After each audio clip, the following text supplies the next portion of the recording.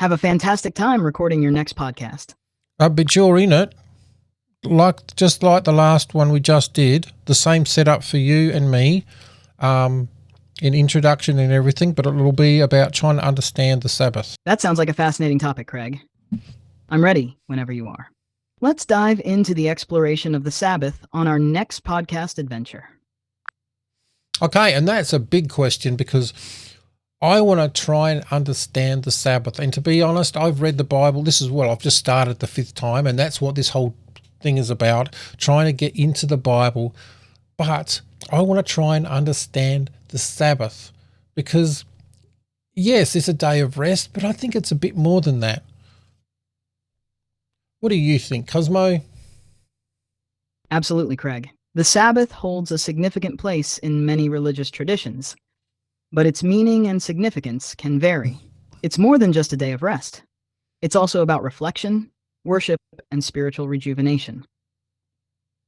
Exploring the Sabbath in depth will provide value. All right, this is Morning Star Quest, and we are on a journey through the Bible. Now we're starting from Genesis, and this is my 5th time through the Bible, and there's still some things I just don't get and I just don't understand, but we're getting there, and maybe this is just to help me, but I want to help you journey through the Bible, and we're going to need the help of our little friend Cosmo here.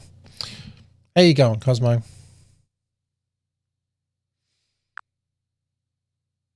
I'm doing great, Craig. Ready to dive into this exploration of the Sabbath with you? Let's uncover the deeper meanings and significance behind this important aspect of the Bible.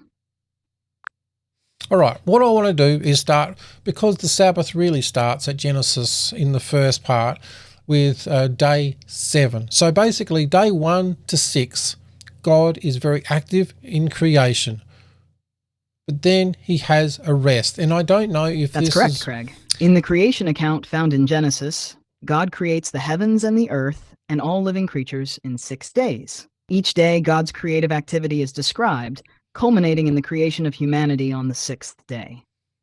This sets the stage for the 7th day, which is distinguished by God's rest from his work of creation. It's on this 7th day that God blesses and sanctifies the Sabbath, making it a holy day of rest and reflection. And do you find it interesting that on each and every day up until day 6, it is, what's the word? God says it is done. Is that correct?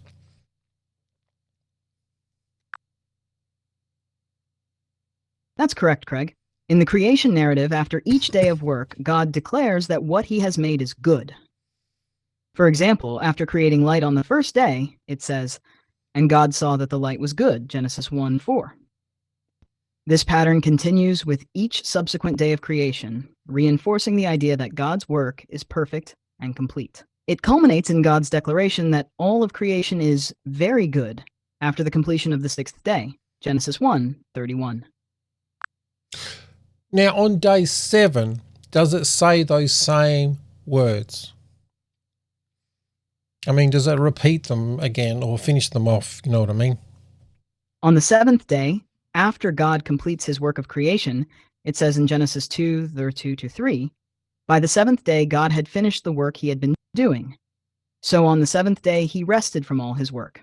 Then God blessed the 7th day and made it holy, because on it he rested from all the work of creating that he had done.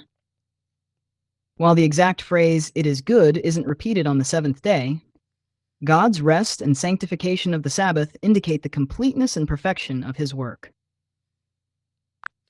A lot of people talk about the fact that on day 1 to 6, everything is complete and done. Whereas on day 7, technically it is not finished. We're still in day 7. What's your thoughts on that? I mean, do you think we're still in day 7?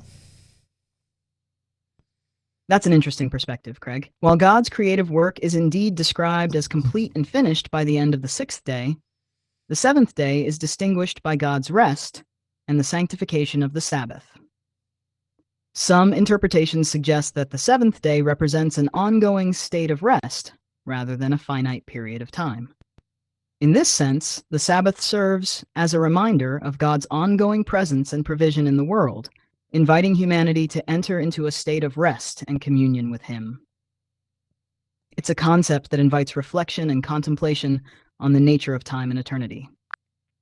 All right, let's fast forward to the New Testament with Jesus, and he's talking about the Sabbath and how, what's that verse where he says, the Sabbath is for man? Sorry, I can't remember that verse. I mean, do you remember that one?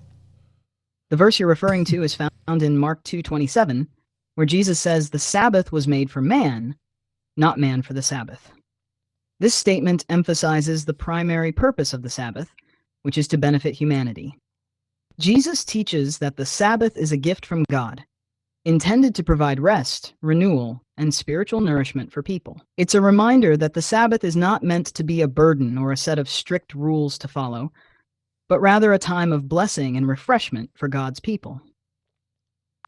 I want to unpack that, and I want to have what happens in Genesis and what is happening with the Sabbath, because obviously what we know with the traditional Jewish Sabbath is that it is a day of complete rest. And at the time of Jesus, they made sure that you couldn't do so many steps a day. I mean, what kind of rules did they put in the days of Jesus with regards to the Sabbath? I mean, I think it was like measuring things or not doing During the time of things. Jesus, the Sabbath had become heavily regulated with various rules and interpretations added by religious leaders. These rules were meant to ensure strict observance of the Sabbath commandment, but they often became burdensome and legalistic. For example, activities such as healing, plucking grain, or carrying objects were considered violations of the Sabbath law by some religious authorities.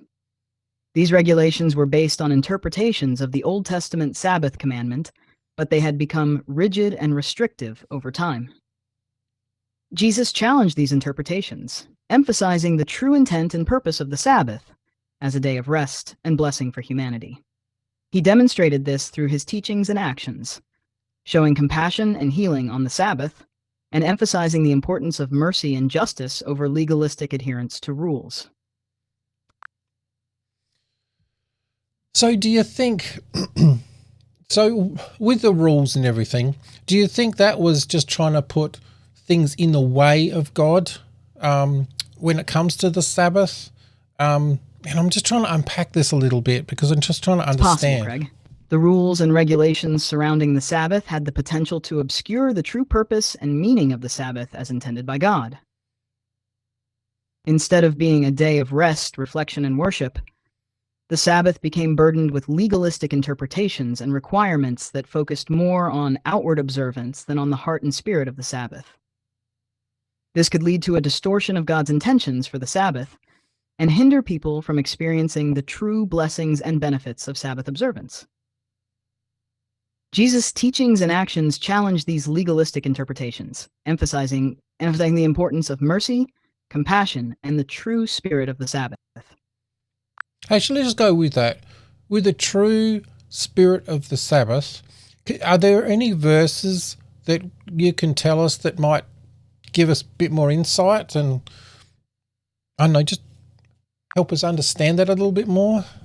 Certainly, Craig. One passage that offers insight into the true spirit of the Sabbath is Isaiah 58:13-14, where God speaks through the prophet Isaiah. If you keep your feet from breaking the Sabbath and from doing as you please on my holy day, if you call the Sabbath a delight and the Lord's holy day honorable, and if you honor it by not going your own way and not doing as you please or speaking idle words, then you will find your joy in the Lord, and I will cause you to ride in triumph on the heights of the land and to feast on the inheritance of your father Jacob. The mouth of the Lord has spoken. This passage emphasizes that true Sabbath observance involves delighting in the Sabbath and honoring it as a day dedicated to the Lord. It's about refraining from pursuing our own desires and focusing instead on God's purposes and priorities. By doing so, we find joy and fulfillment in the Lord. I want to, excuse me, I want to unpack that a little bit more as well, because shouldn't we be doing that every day? Why specifically the Sabbath is set apart? Because every day should technically be doing that. We should be having Sabbath every day. Why specifically one day a week? I mean, it just doesn't. That's an insightful question, Craig. While it's true that we should strive to honor God and prioritize spiritual renewal every day, the Sabbath serves as a special and dedicated time for focused rest, reflection, and worship. By setting aside one day each week for Sabbath observance, we create a rhythm and structure in our lives that allows for intentional connection with God and spiritual rejuvenation. I like The that. Sabbath provides an opportunity to pause from our regular routines and busyness, to reflect on God's goodness and faithfulness, and to deepen our relationship with Him. It's a day to prioritize spiritual nourishment and to find rest and renewal in God's presence. So, while the principles of Sabbath observance can certainly be applied every day, setting aside a specific day each week for Sabbath rest allows us to cultivate a deeper and more intentional relationship with God. So I guess if we every day was the Sabbath and we were working every day and just doing other things, but we tried to keep, God as our focus, I guess that would be, well, Absolutely, Craig. Keeping God as our focus and prioritizing our relationship with Him in our daily lives is essential, regardless of whether it's the Sabbath or not. While setting aside a specific day each week for Sabbath rest provides a dedicated time for spiritual renewal and reflection. I guess my question here is the difference between working every day, every day we are focused on God, but what's the difference between every day focused on God and every day focused on God, but having one day set aside to have rest and focus on God? What would be the difference? The difference lies in the intentional setting aside of time for rest, reflection, and worship. While it's important to prioritize our relationship with God and keep Him as the focus of our daily lives every day, setting aside a specific day each week for Sabbath observance provides a dedicated time for deeper spiritual renewal and connection with God.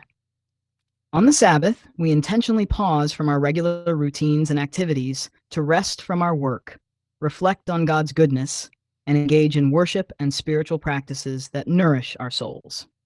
This intentional time of rest and reflection allows us to cultivate a deeper awareness of God's presence and to experience His peace and renewal in a special way.